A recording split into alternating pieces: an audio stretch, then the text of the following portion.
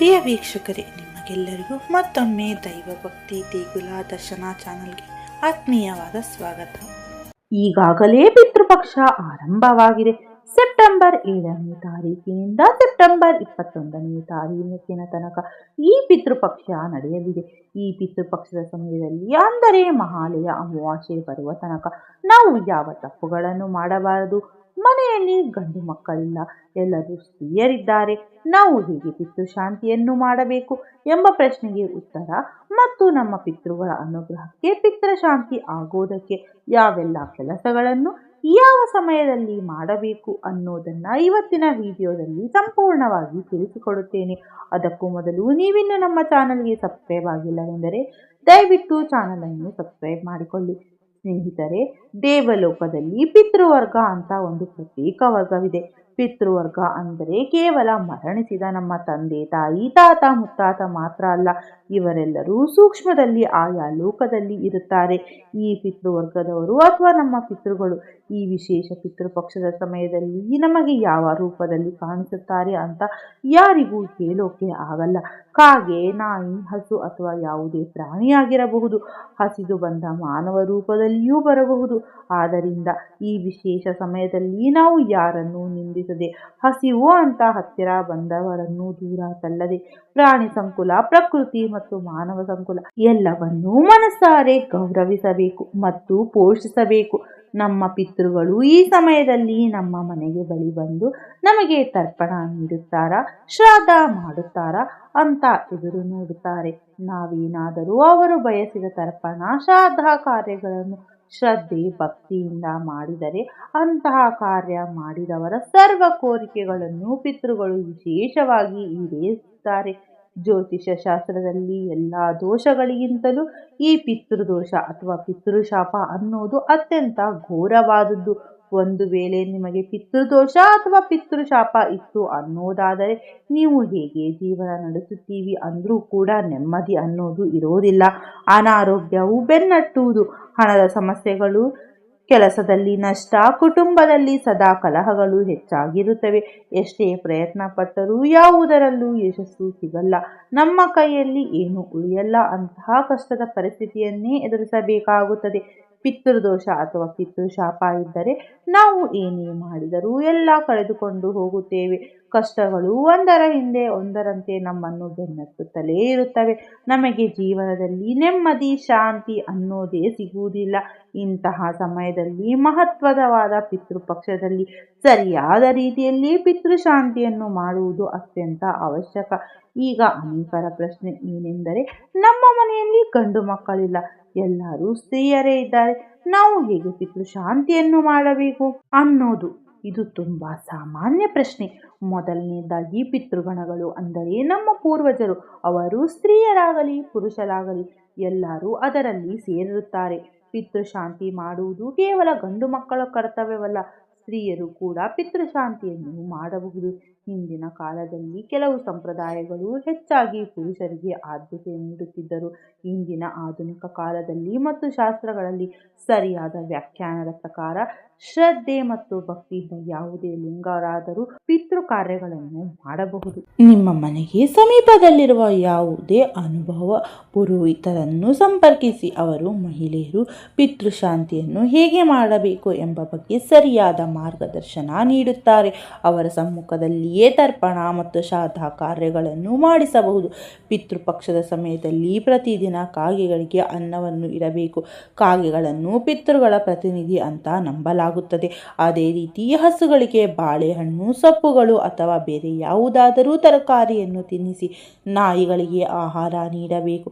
ಹೀಗೆ ಪ್ರಾಣಿಗಳಿಗೆ ಆಹಾರ ನೀಡುವುದರಿಂದ ಪಿತೃಗಳು ಸಂತುಷ್ಟರಾಗುತ್ತಾರೆ. ಪಿತೃಪಕ್ಷದಲ್ಲಿ ಬಡವರಿಗೆ, ನಿರ್ಗತಿಕರಿಗೆ ಅನ್ನದಾನ ಮಾಡುವುದು ಅತ್ಯಂತ ಶ್ರೇಷ್ಠ. ಇದರ ಜೊತೆಗೆ ಅವರಿಗೆ ಹೊಸ ಬಟ್ಟೆಗಳನ್ನು ದಾನ ಮಾಡುವುದರಿಂದ ಪಿತೃಗಳು ತೃಪ್ತರಾಗುತ್ತಾರೆ. ನಿಮ್ಮ ಪೂರ್ವಜರ ಹೆಸರಿನಲ್ಲಿ ಈ ದಾನಗಳನ್ನು ಮಾಡುವುದರಿಂದ ಅದು ನೇರವಾಗಿ ಅವರಿಗೆ ತಲುಪುತ್ತದೆ ಎಂದು ಶಾಸ್ತ್ರಗಳು ಹೇಳುತ್ತವೆ.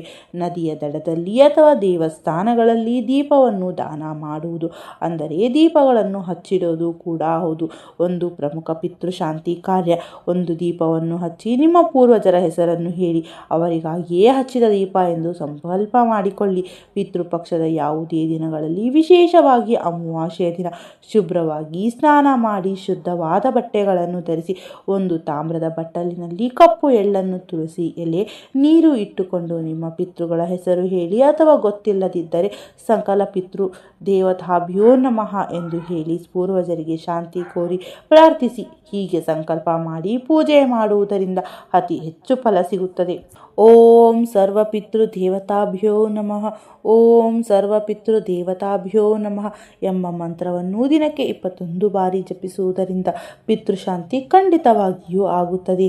ಗಾಯತ್ರಿ ಮಂತ್ರ ಪಠಣೆ ಮತ್ತು ವಿಷ್ಣು ಸಹಸ್ರನಾಮ ಪಠಣೆಯೂ ಕೂಡ ಪಿತೃಶಾಂತಿಗೆ ಸಹಕಾರಿಯಾಗುತ್ತದೆ. ಪಿತೃಪಕ್ಷದ ಸಮಯದಲ್ಲಿ ಈ ತಪ್ಪುಗಳನ್ನು ಖಂಡಿತವಾಗಿಯೂ ಮಾಡಲೇಬಾರದು. ಈ 15 ದಿನಗಳು ಅತ್ಯಂತ ಸಮಾಧಾನದಲ್ಲಿ ಇರಬೇಕು. ಮಾಂಸಾಹಾರ ಮತ್ತು ಮದ್ಯಪಾನ ಸೇವನೆ ಸಂಪೂರ್ಣವಾಗಿ ತ್ಯಜಿಸಬೇಕು. ಇದು ಪಿತೃಗಳಿಗೆ ತೃಪ್ತಿ ನೀಡುವುದಿಲ್ಲ, ಬದಲಿಗೆ ಅವರ ಕೋಪಕ್ಕೆ ನೀವು ಕಾರಣರಾಗಬಹುದು. ಹೊಸ ಕಾರ್ಯಗಳು ಮತ್ತು ವಿವಾಹ, ಗೃಹ ಪ್ರವೇಶ, ಹೊಸ ವಾಹನ ಖರೀದಿ, ಹೊಸ ವ್ಯಾಪಾರ ಆರಂಭಿಸುವಂತಹ ಶುಭ ಕಾರ್ಯಗಳನ್ನು ಈ ಸಮಯದಲ್ಲಿ ಮಾಡಲೇಬಾರದು. ಇದು ಸಂತೋಷದ ಕಾರ್ಯಗಳಿಗೆ ಅಡ್ಡಿಯುಂಟು ಮಾಡುತ್ತದೆ. ಮತ್ತೆ ಪುರುಷರು ಈ 15 ದಿನಗಳ ಕಾಲ ಕ್ಷೌರ ಮಾಡಿಸಬಾರದು, ಕೂದಲು ಕತ್ತರಿಸಬಾರದು. ಮಹಿಳೆಯರು ಕೂಡ ಕೂದಲನ್ನು ಕತ್ತರಿಸುವುದು, ಉಗುರನ್ನು ಕತ್ತರಿಸುವುದು ಆದಷ್ಟು ಈ ಸಮಯದಲ್ಲಿ ಮಾಡದೇ ಇರುವುದು ಅತ್ಯಂತ ಸೂಕ್ತ.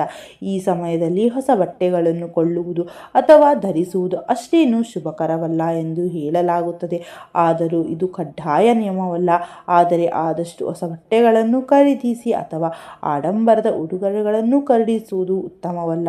ಹುಟ್ಟುಹಬ್ಬ, ಮದುವೆ, ವಾರ್ಷಿಕೋತ್ಸವ ಮುಂತಾದ ಸಂಭ್ರಮದ ಆಚರಣೆಗಳನ್ನು ಈ ಸಮಯದಲ್ಲಿ ಮಾಡದೇ ಇರುವುದು ಉತ್ತಮ. ಪಿತೃಗಳಿಗೆ ಶ್ರಾದ್ದ ಕಾರ್ಯ ಮಾಡುವುದಕ್ಕೆ ಪ್ರಾಮುಖ್ಯತೆಯನ್ನು ನೀಡಬೇಕು. ಈ ಪಿತೃಪಕ್ಷದ ಅಮಾವಾಸ್ಯೆಯ ದಿನ ಅಂದರೆ ಸೆಪ್ಟೆಂಬರ್ 21ರಂದು ಪಿತೃಶಾಂತಿ, ತರ್ಪಣ ಶಾಂತಿ, ಶ್ರಾದ್ದ ಕಾರ್ಯಗಳನ್ನು ಮಾಡಿಕೊಳ್ಳಬೇಕು. ಇದರಿಂದ ನಿಮ್ಮ ಮಕ್ಕಳಿಂದ ಸರ್ವ ಪಿತೃಶಾಪ ದೂರವಾಗುತ್ತದೆ. ಕುಟುಂಬಕ್ಕೆ ಇದ್ದಂತಹ ಪಿತೃಕೋಪ ಕಡಿಮೆಯಾಗಿ ಸರ್ವ ಪಿತೃಗಳ ಅನುಗ್ರಹ ಉಂಟಾಗಿ ಸರ್ವ ಯಶಸ್ಸು, ಸುಖ ಜೀವನ ನಿಮ್ಮದಾಗುತ್ತದೆ. ನಮ್ಮ ಹಿಂದೂ ಸಂಪ್ರದಾಯದಲ್ಲಿ ಪಂಚಮ ಯಜ್ಞಗಳು ಅಂತ ಇವೆ. ಅವುಗಳಲ್ಲಿ ಪಿತೃಯಜ್ಞವೇ ಪ್ರಥಮ, ದೇವತಃ ನಂತರ. ನಾವು ಯಾರೂ ದೇವರನ್ನು ನೋಡಿಲ್ಲ, ಆದರೆ ನಮ್ಮನ್ನು ಸಾಕಿದ ಸಲಹೆದ ತಂದೆ ತಾಯಿಯರು ಪ್ರತ್ಯಕ್ಷ ದೇವರು. ಅಂತಹ ತಂದೆ ತಾಯಿಯರು ನಮ್ಮ ಪಿತೃ ದೇವತೆಗಳ ಋಣವನ್ನು ತೀರಿಸಿಕೊಳ್ಳಲು, ಅವರಿಗೆ ತೃಪ್ತಿಪಡಿಸಲು ಇರುವಂತಹ ಏಕೈಕ ಮಾರ್ಗ ಮತ್ತು ಸಮಯವೇ ಈ ಪಿತೃಪಕ್ಷ. ಭಾದ್ರಪದ ಮಾಸದಲ್ಲಿ ಗೌರಿ ಗಣೇಶ ಪೂಜೆ ಹಬ್ಬಗಳಾದ ಮೇಲೆ ಹುಣ್ಣಿಮೆಯ ದಿನ ಅನಂತ ಪದ್ಮನಾಭನ ಪೂಜೆ ವ್ರತ ಆದ ನಂತರ ಬರುವ 15 ದಿನ ಪಿತೃಪಕ್ಷದ ದಿನವಾಗಿರುತ್ತದೆ. ಬ್ರಹ್ಮ, ವಿಷ್ಣು, ಮಹೇಶ್ವರರ ಅನುಮತಿ ಪಡೆದು ಈ ಸಮಯದಲ್ಲಿ ನಮ್ಮ ಪಿತೃಗಳು ಭೂಲೋಕಕ್ಕೆ ಬರುತ್ತಾರೆ. ಇದೊಂದು ವಿಶೇಷ ಸಮಯ. ಇದನ್ನು ನಾವು ಸದ್ಬಳಕೆ ಮಾಡಿಕೊಳ್ಳಬೇಕು. ದೇವರು ನಮಗೆ ನೇರವಾಗಿ ವರವನ್ನು ಕೊಡುವುದಿಲ್ಲ, ಬದಲಾಗಿ ಏನಯ್ಯ ನಿನ್ನ ಮಗ ಮಗಳು ಈ ರೀತಿ ವರವನ್ನು ಕೇಳುತ್ತಿದ್ದಾರೆ, ಕೊಡಲಾ ಅಂತ ನಿಮ್ಮ ಪಿತೃಗಳಿಗೆ ಕೇಳುತ್ತಾರೆ. ಆಗ ಪಿತೃಗಳು ಕೊಡಿ ಸ್ವಾಮಿ, ನಮ್ಮ ಮಗ ಅಥವಾ ನಮ್ಮ ಕುಟುಂಬ ಚೆನ್ನಾಗಿರಲಿ ಅಂದಾಗ ದೇವರು ಆ ವರವನ್ನು ನಮಗೆ ಕರುಣಿಸುತ್ತಾನೆ. ಹಾಗಾಗಿ ನೇರವಾಗಿ ನಮ್ಮ ಯಾವ ವರವು ಬೇಕೋ ಅದನ್ನು ನಮ್ಮ ಪಿತೃಗಳನ್ನು ಸಂತೃಪ್ತಿಪಡಿಸಿ ಅವರ ಮೂಲಕ ನಮಗೆ ಸಿಗುತ್ತವೆ. ನಿಮಗೆ ಮಕ್ಕಳಾಗುತ್ತಿಲ್ಲ, ಸರಿಯಾಗಿ ಉದ್ಯೋಗ ಸಿಗುತ್ತಿಲ್ಲ, ಹಣದಲ್ಲಿ ಏಳಿಗೆ ಇಲ್ಲ, ಸ್ವಂತ ಮನೆ ಕಟ್ಟಿಸಬೇಕು ಅಂತಿದ್ದೀರಾ, ಮದುವೆ ಆಗುತ್ತಿಲ್ಲ, ಕುಟುಂಬದಲ್ಲಿ ಏಳಿಗೆ ಆಗುತ್ತಿಲ್ಲ, ಆರೋಗ್ಯ ಸರಿಯಿಲ್ಲ, ವಿದ್ಯೆ ಇಲ್ಲ ಎನ್ನುವ ಯಾವುದೇ ಕೋರಿಕೆ ಇದ್ದರೂ ಈ ಸಮಯದಲ್ಲಿ ನಮ್ಮ ಪಿತೃಗಳಿಗೆ ನೇರವಾಗಿ ಕೇಳಿ ಪಡೆಯೋಣ. ಅವರ ಆಶೀರ್ವಾದದಿಂದ ನಮ್ಮ ಇಷ್ಟಾರ್ಥಗಳೆಲ್ಲವೂ ಈಡೇರುತ್ತವೆ. ಮತ್ತೊಮ್ಮೆ ನೆನಪಿಟ್ಟುಕೊಳ್ಳಿ, ಸೆಪ್ಟೆಂಬರ್ 7ನೇ ತಾರೀಕು ಪಿತೃಪಕ್ಷ ಆರಂಭವಾಗಿ ಸೆಪ್ಟೆಂಬರ್ 21ನೇ ತಾರೀಕು ಮುಗಿಯುತ್ತದೆ. ಈ 15 ದಿನಗಳನ್ನು ಭಕ್ತಿ ಶ್ರದ್ಧೆಯಿಂದ ಆಚರಿಸಿ ನಿಮ್ಮ ಪಿತೃಗಳ ಆಶೀರ್ವಾದವನ್ನು ಪಡೆದುಕೊಳ್ಳಿ.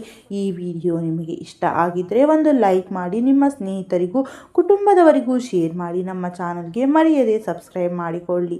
ಮತ್ತೊಂದು ವಿಶೇಷ ಮಾಹಿತಿಯೊಂದಿಗೆ ಸಿಗೋಣ. ಧನ್ಯವಾದಗಳು.